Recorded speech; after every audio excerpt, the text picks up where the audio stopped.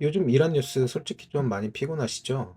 시위했다. 미국이 공격할 수도 있다. 이란 외무장관이 전면 대응을 말하고 있다.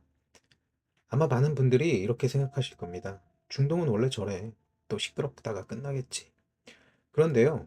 지금 이란은 그냥 또 한 번의 중동 뉴스로 넘기기엔 상황이 조금 다릅니다. 왜냐하면 지금은 이란 내부가 흔들리는 시점에 트럼프가 다시 이란을 정면으로 건드리고 있기 때문입니다. 이란만 흔들리면 국내 문제로 끝날 수 있습니다. 트럼프만 움직이면 외교 이벤트로 끝날 수도 있습니다. 그런데 지금은 이 두 가지가 같은 시간대에 겹치고 있습니다. 이건 전쟁이 시작됐다는 신호는 아닙니다. 하지만 분명한 건 하나입니다.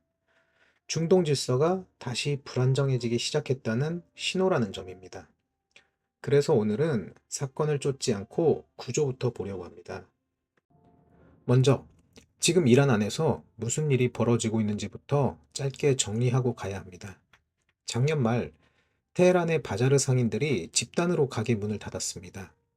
통화 가치가 급락하고 인플레이션이 40%를 넘기면서 더 이상 장사를 이어갈 수 없었기 때문입니다.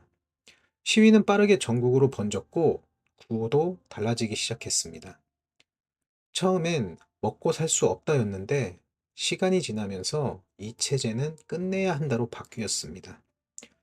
정부는 강경 진압과 인터넷 차단으로 대응했고 사상자와 대규모 체포가 이어졌습니다. 그리고 바로 이 타이밍에 트럼프가 이란을 향한 압박 수위를 다시 끌어올리기 시작했습니다. 이 순간부터 이 사태는 이란 내부 문제가 아니라 국제 정치의 한가운데로 들어옵니다. 사실 이란 뉴스는 복잡하게 볼 필요는 없습니다. 그래서 오늘은 이렇게 한번 보겠습니다. 오늘은 딱 네 가지만 들고 가면 됩니다. 첫 번째는 이란 내부는 지금 얼마나 흔들리는가. 두 번째는 트럼프는 그 불안을 어떻게 압박카드로 쓰는가. 세 번째는 이란은 그 압박에 어떻게 버티려 하는가. 네 번째는 이 긴장이 어디까지 번질 수 있는가입니다. 이 네 가지만 놓치지 않으면 이란 뉴스는 사건이 아니라 구조로 보이기 시작합니다. 이제부터 이 흐름을 하나씩 연결해 보겠습니다. 우선은 먼저 이 시위가 어디서 시작됐는지부터 봐야 합니다. 이란 시위라고 하면 우리는 거의 자동으로 민주화 운동이겠지라고 생각합니다. 그런데 이번 흐름의 출발점은 조금 다릅니다. 아니, 꽤나 많이 다릅니다. 이번 시위는 정치 구호가 아니라 자영업자와 상인 중심의 경제적 불만에서 시작됐습니다. 먹고 사는 문제가 먼저 터졌다는 얘기입니다. 장사가 안 되고 물가가 버티는 선을 넘으면 정치 성향이 어떻든 사람들은 같이 거리로 나옵니다. 이란 경제는 지금 그 선을 이미 넘겼습니다. 미국 제재로 인한 금융망이 막히고 제대로 작동하지 않는 결제 구조, 그리고 계속 오르는 환율과 생활 물가. 이게 하루 이틀 쌓인 게 아니라 몇 년 동안 누적되면서 불만이 아니라 한계가 된 겁니다. 여기까지는 사실 다른 나라에서도 충분히 벌어질 수 있는 이야기입니다. 문제는 그 다음 단계입니다. 사실 경제 시위는 보통 오래 가지 않습니다. 협상으로 정리되거나 시간이 지나면서 잦아듭니다. 그런데 이번 이란은 그렇게 흘러가지 않았습니다. 평화적인 경제 시위에 여러 세력이 동시에 올라타기 시작했습니다. 세속주의자, 소수민족 분리 움직임, 그리고 일부 무장 조직까지. 이건 시위대가 갑자기 변질됐다기보다는 시위라는 공간이 권력 가능성으로 보이기 시작했다는 뜻입니다. 시위가 커지는 순간 단순한 항의가 아니라 이게 체제를 흔들 수 있나라는 계산이 들어옵니다. 그러면 정치 세력도 끼고 지역 갈등도 얹히고 무장 세력도 틈을 노립니다. 이 지점부터 이란 정부의 인식도 바뀝니다. 시위가 아니라 체제 위협으로 보기 시작하는 거죠. 그래서 대응도 완전히 달라집니다. 여기서 한번 이란 체제를 구조로 짚고 가겠습니다. 이란은 흔히 신정국가라고 불리지만 실제 모습은 조금 다릅니다. 이란은 국민이 선출한 정치 권력과 그 위에서 이를 감시하고 제어하는 종교 지도부가 함께 존재하는 이중 구조입니다. 투표는 하지만 결정적인 순간에 바꿀 수 없는 권력이 위에 하나 더 있는 구조입니다. 이 구조의 문제는 단순합니다. 외부의 적이 없어도 내부 갈등이 계속 쌓입니다. 우리가 뽑았는데 결정은 다른 데서 난다. 이 감정이 누적되면 경제가 조금만 흔들려도 폭발 속도가 훨씬 빨라집니다. 그리고 이 구조는 외부 압박에 특히 약합니다.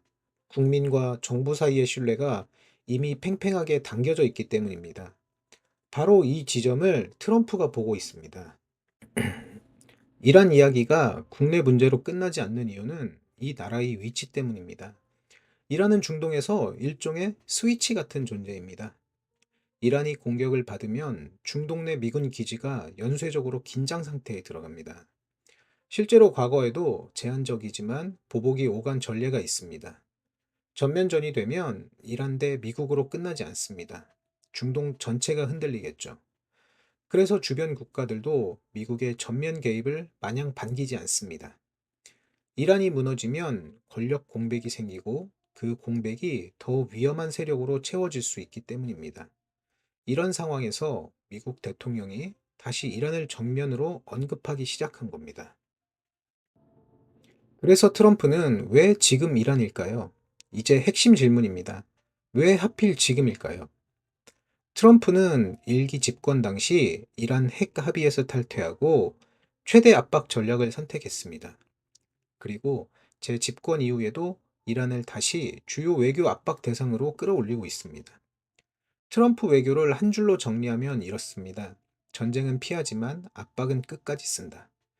지금 트럼프가 보는 이란은 이렇게 보입니다. 내부가 흔들리고 있다. 여기서 압박을 더하면 협상에서 유리해진다. 그가 원하는 건 정권 붕괴가 아닙니다. 핵 프로그램 통제, 미사일과 군사 역량 제한, 중동 내 영향력 축소. 그래서 먼저 공포를 주고 그 다음에 협상을 꺼내는 겁니다. 트럼프의 전형적인 방식이죠.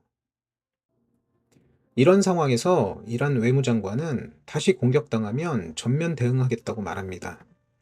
이건 감정적인 분노라기보다 전형적인 억제 전략입니다. 이란은 전면 충돌이 발생할 경우 분쟁이 장기화되고 중동 전체, 나아가서 세계 경제에까지 영향을 줄 수 있다고 경고합니다. 이 말의 진짜 상대는 미국만이 아닙니다. 중동 주변국 그리고 국제 여론입니다. 이란을 건드리면 중동 전체가 위험해진다. 이 메시지를 미리 분명히 깔아두는 겁니다. 그래서 진짜 전쟁이 날까요? 여기서 가장 많이 나오는 질문이 이거겠죠. 트럼프 일기 시절에도 미국은 이란 고위 군사 인사를 제거했지만 전면전으로 확대하지는 않았습니다. 트럼프가 원하는 그림은 전면전이 아니라 충돌 직전까지 가는 압박입니다. 제재 강화, 군사 옵션 시사, 불확실성 유지. 이 세 가지를 섞어서 상대를 협상 테이블로 끌어내는 방식입니다. 문제는 이란도 물러서기 어렵다는 점입니다. 내부가 흔들릴수록 외부에 약하게 보이면 체제가 더 위험해진다고 느끼기 때문입니다. 그래서 양쪽 모두 강한 말만 하게 되고 작은 사건 하나가 큰 충돌로 번질 위험이 커집니다. 그래서 이런 뉴스는 이렇게 보시면 됩니다. 이런 뉴스를 보실 때 누가 옳고 누가 나쁘냐로 보면 아무것도 남지 않습니다. 대신 위에서 이미 언급한 이 네 가지만 보세요. 첫 번째, 이란 내부는 지금 얼마나 흔들리는가? 두 번째, 트럼프는 그 불안을 어떻게 압박카드로 쓰는가? 세 번째, 이란은 그 압박에 어떻게 버티려 하는가? 네 번째, 이 긴장이 어디까지 번질 수 있는가입니다. 이 네 가지만 놓치지 않으면 이란 뉴스는 사건이 아니라 구조로 보이기 시작합니다. 지금 이란 문제는 이란만의 문제가 아닙니다. 트럼프가 다시 국제 질서의 판을 흔들기 시작했다는 하나의 신호입니다. 이번 영상은 여기까지입니다. 시청해주셔서 감사합니다.